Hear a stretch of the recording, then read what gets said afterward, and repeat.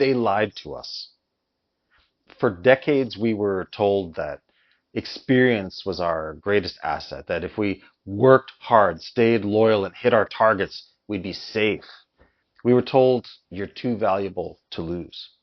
If you're watching this, you already know that's not how it works. And you've probably seen all of the news reporting on layoffs in the last few weeks.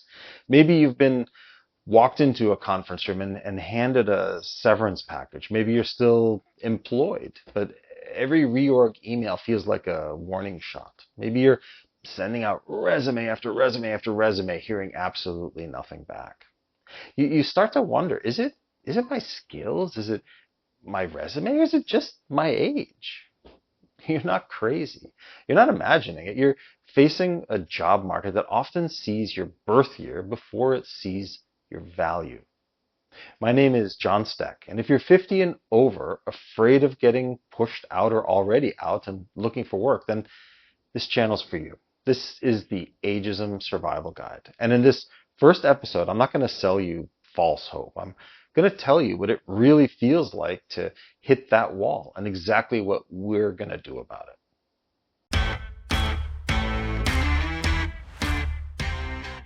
Let me start by telling you a bit about who I am and why I'm doing this. I'm not a career influencer. I didn't set out to build a YouTube channel. I'm a guy who spent nearly 30 years in the workforce and did the right things and still ended up on the wrong side of the age line. By the way, like we all will. I spent most of my career in corporate operations and leadership. I climbed the ladder. I did the late nights, early mornings, the missed family events. I became the person that people went to when things were on fire. And for a long time, it worked. I was the dependable one, the safe pair of trusted hands that the executives relied on. Then things started to shift. At first, it was subtle. All the strategic conversations started happening in rooms I wasn't invited into, between CEO and HR. Suddenly, there were a lot of words like fresh energy, digital natives, and cultural fit. My company even invented a new euphemism, competence shift, implying skills tied to age. You know those phrases. They sound harmless, but they're not. They're code. Over a period of 5 years, I saw 4 retirement packages at my company. 4 times the list of 55 and overs was pulled out and reviewed. During that period, the company average age went from the mid-50s to the mid-40s. And as a management team member, I had to go along with it because that's what the headquarters wanted. You start to feel invisible before you're actually gone. That's what some of the affected employees told me. And frankly, that's what I felt during my last year. And then came that day. For me, it was a sunny January Friday afternoon. I got an Outlook invite with one of those vague subject lines, quick one-on-one, no agenda, 30 minutes. HR was on the invite. If you've been there, you know the feeling in your stomach when you see that. I walked into the room. There was that standard script, restructuring, no reflection on your performance, difficult decisions, position eliminated. A lot of the polite words that all added up basically to one thing. We don't need you anymore. What hit me hardest was not the money, it was the identity. For decades, my answer to who are you was my job title, my expertise, my reliability. And in that 30-minute meeting, all of that was reduced to a folder on the table and a practiced smile. I went home in a fog. I stared at my resume, and I had been working for decades, leading teams. I've delivered results. I'll land somewhere. And then the silence started. In my case, the experience was exacerbated by the COVID pandemic because my role was eliminated 2 months before the lockdowns. Applications were sent. Nothing. Black hole. My network was raked through for opportunities. Nothing. When feedback did arrive, it was something like, we're looking for someone who can grow with the company. Or we're still defining the role. Or we've decided to move in a different direction. One company in New York City requested my university transcript for a chief operating officer role, a COO. Who even asks for the transcript or GPA after you're 25 years old? That period was rough. There's the practical fear, the mortgage, the bills, retirement plans getting pushed further away. But there's also something deeper and uglier, shame. Even though you know logically this is happening to millions of people, you still feel like you failed. Sure, friends and family say things like, you'll land on your feet, or this is an opportunity in disguise. They mean well, but when you're refreshing your inbox for a callback that never comes, it doesn't feel like an opportunity. It feels like a slow erasing of your life's work, of your value. I went through anger. I went through denial. I went through a dark stretch where getting out of bed felt impossible. Who was I getting out of bed for? There was no one waiting. There were no meetings. There were no deadlines. If any of that sounds familiar, you're in the right place here. I've been there. I'm not speaking to you from a stage. I'm speaking to you from the same ground that you're standing on. So with all that, let me be very clear about what this channel is not. This is not a think positive and the universe will send you a six-figure job channel. I'm not going to sit here and tell you that age is just a number. That might be true when you're running a marathon or learning to play the guitar.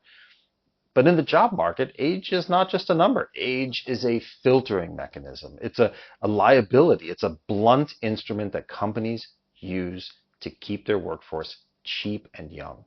You already know that. You don't need me to wrap that up in glitter. I'm also not going to pretend that everyone watching this can magically transform into a tech entrepreneur overnight because some 28-year-old on YouTube said just start a side hustle. Some of you are exhausted. Some of you are caring for aging parents or helping adult children. Some of you are maybe one or two paychecks away from a real crisis. It would be irresponsible of me to ignore that reality. You won't hear hollow motivational quotes here. No, when one door closes, another one opens, without also talking about the long, cold, dark hallway between those doors. You won't hear me say, if you're not getting hired, it's because you're not trying hard enough. That's garbage. Yes, effort matters, but pretending the system isn't stacked against older workers is just gaslighting. At the same time, this channel is not a place to sit and marinate in bitterness forever. I understand the anger. We were told a story about loyalty, hard work, and retirement with dignity. And then they changed that story without our consent. We're going to talk about that. We're going to give that anger a voice because pushing it down and pretending you're fine doesn't work. But we're not going to stay in victim mode forever. Why? Because no one is coming to save us. We're on our own. If you're hoping I'll tell you that governments, corporations, HR departments are going to wake up and magically fix ageism for you, I'm not. There are good people out there fighting for policy changes. That's important. But it's too slow, and bills don't wait. This channel isn't about waiting. It's about surviving. And then, when we can, pushing back. So if you're looking for easy answers or quick hacks, you probably won't like it here. But if you want someone to tell you the truth, even when it's uncomfortable, then keep listening. Now that you know what this isn't, let me tell you what this is. This channel is called the Ageism Survival Guide for a reason. It has three main jobs. One is to tell the truth about what you're going through. Then, to give you concrete strategies to adapt to a system that's unfair. And to give you a place where you don't have to pretend you're okay when you're not. Let's start with that last one. Some days this channel will just be a shoulder to cry on. We're going to talk about the grief that comes with losing work because it is grief. You're not just losing a paycheck, you're losing routine, a social connection, a sense of usefulness. You might feel like you're losing status you never thought about. We'll talk about what it feels like when friends stop calling because they don't know what to say, or when your partner's supportive but secretly terrified. When you dread small talk because you don't want to answer that old question, so what do you do?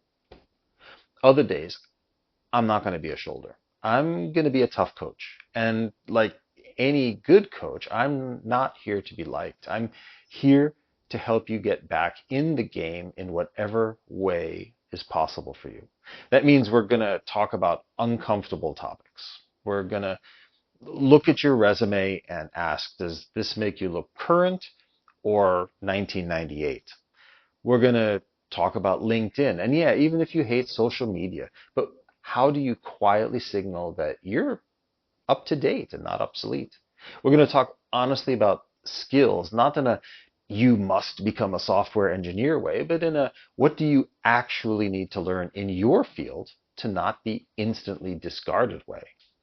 We'll talk about interviewing when the person across from you is young enough to be your child and how to navigate that power dynamic without shrinking or becoming defensive. You might not like everything I say. There'll be moments when you think, John, that's harsh. And yeah, sometimes it will be. Because I'm not just talking to the person here who's trying their hardest. I'm also talking to the person who's quietly given up, who's using ageism, which is real, as a reason to stop trying at all. For that person, I'm going to say, you're right. The game is rigged. But if you stop playing completely, you're giving the system exactly what it wants, your silence. I'm not okay with that. And deep down, I don't think you are either. So where do we go from here? If any part of my story sounded like yours, if you've ever sat in the car after an interview and thought they decided I was too old before I even opened my mouth, then I'd like for you to stick around. Here's what I'm asking you to do. First, hit subscribe and turn on notifications. Not because I care about a number, but because I want you to actually see the episodes that might help you. You're going to have bad days. On those days, I want these videos to be easy to find. Second, in the comments, if you feel comfortable, tell me, roughly how old you are, whether you're still working or currently out of work, and what your biggest challenge is right now.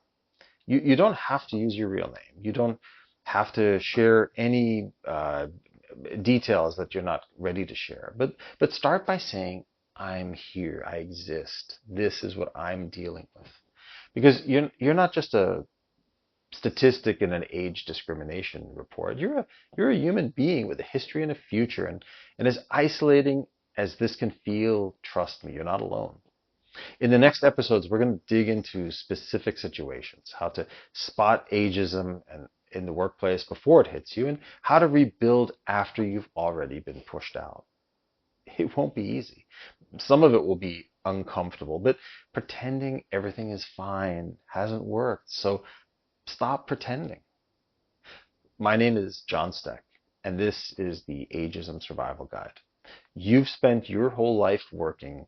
Now it's time to fight for the right to keep working and to define work on your own terms. I'll see you in the next episode.